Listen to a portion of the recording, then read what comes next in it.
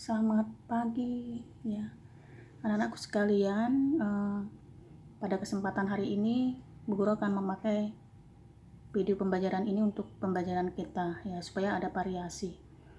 Nah, Bu Guru akan melanjutkan tentang Myanmar yang kemarin ya, mengenai batas, luas dan letak sudah ya. Cuman yang perlu Bu Guru sampaikan di sini adalah di Myanmar itu ada etnis yang namanya Rohingya atau yang disebut dengan manusia perahu. Jadi ini merupakan polemik atau permasalahan di dunia ya, khususnya di negara-negara ASEAN. Karena apa? Suku Rohingya ini karena minoritas Muslim yang ada di Myanmar, jadi mereka berselisih dengan suku Buddha ya, suku Buddha yang mayoritas yang terdapat di Myanmar. Jadi suku ini karena merasa tersisih di Myanmar, makanya dia melakukan perjalanan ya, mencari kehidupan yang baik dengan menggunakan perahu.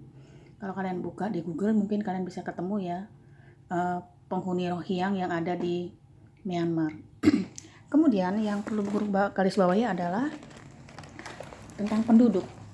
Penduduk di Myanmar itu banyak sekali, terdiri dari beberapa etnis ya. Yang pertama adalah etnis Tibet, Burma, ya, kemudian bangsa-bangsa yang lain adalah Pius dan Mom, ya. Dan ini dianggap sebagai pewaris peradaban-peradaban bangsa yang ada di sekitar Sungai Irrawaddy. Nah, kemudian yang berikutnya adalah keadaan sumber daya alam di Myanmar ya. Sumber daya alam di Myanmar ini buku katakan bahwa sungai yang mengalir di sana adalah Sungai Irrawaddy di Myanmar ya. Nah, dalam pengolahan pertaniannya itu mereka mengandalkan Sungai Irrawaddy, bukan Sungai Mekong ya, seperti negara Thailand, Laos dan sebagainya. Kemudian di Myanmar ini juga terdapat pengolahan perkebunan. Nah, karena di Myanmar ini banyak terdapat daerah-daerah yang bergunung-gunung, jadi mereka menggunakan gajah sebagai sarana transportasi ya. Gajah ini itu membantu sekali dalam mengangkut ya alat transportasi, terutama menuju daerah-daerah sungai itu di Myanmar. Jadi alat transportasi untuk pertanian di Myanmar itu adalah menggunakan gajah. Oke, kita lanjutkan ke Singapura ya. Kalian buka bukunya di halaman 33. Singapura, buku katakan seperti semula bahwa Singapura ini negara yang minim terhadap sumber daya alam rumah tambang. Tapi kenapa Singapura menjadi negara yang maju? Karena Singapura adalah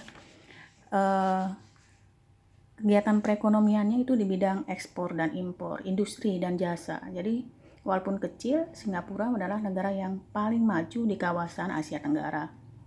Kemudian iklim.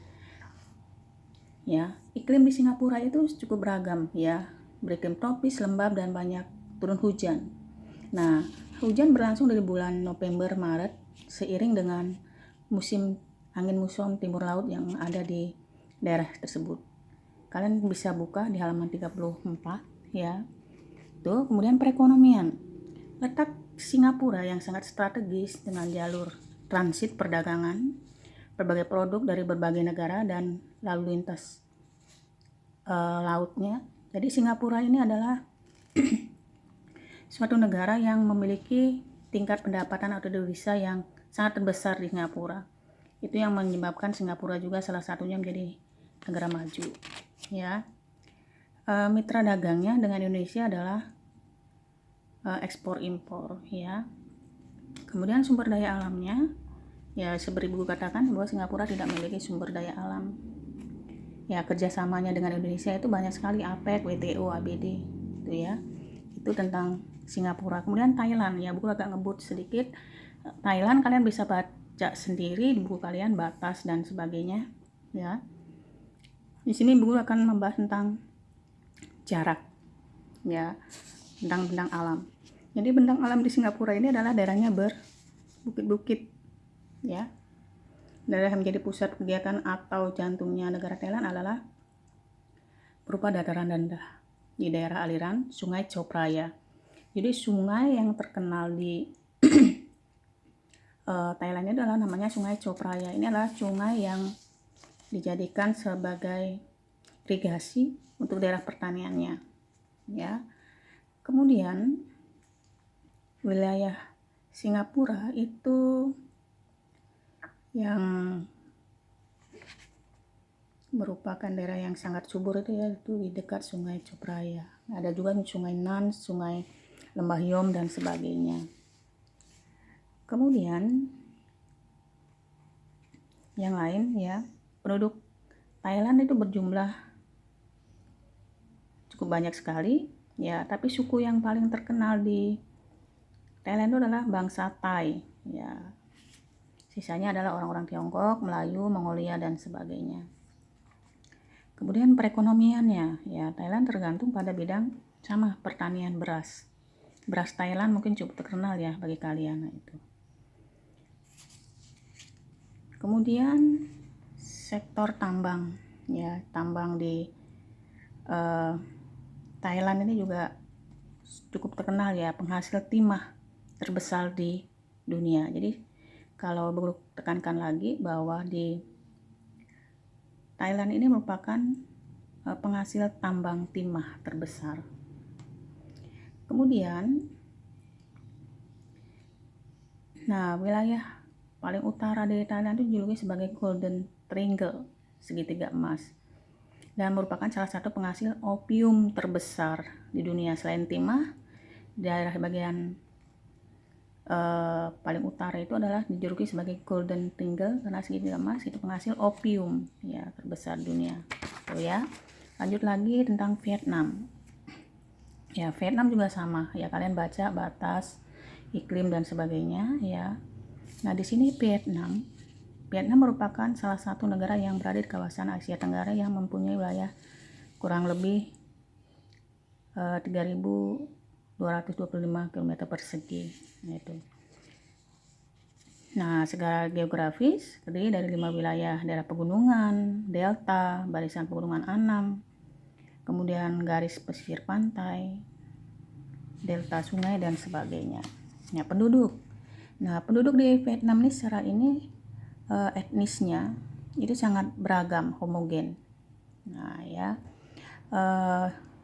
Sebagian besar di Vietnam itu terdapat kelompok terbesar adalah rumpun Thai dan Hmong.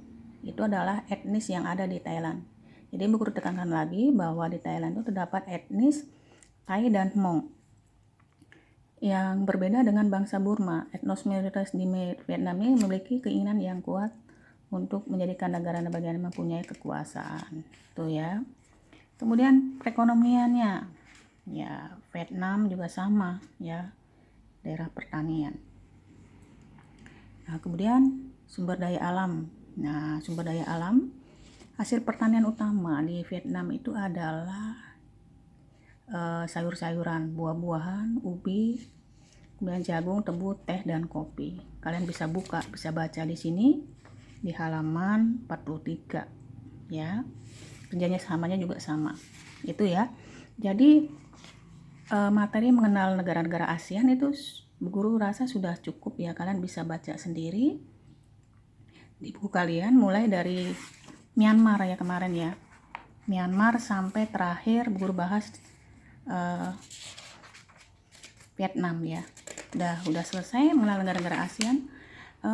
Tinggal kalian baca-baca lagi buku ini ya, karena video ini durasinya cukup pendek ya. Guru mengharapkan kalian bisa bekerja sama baca-baca buku ini karena semua pedomannya ada di sini semua. Oke, selamat pagi untuk hari ini, cukup sekian. Makasih.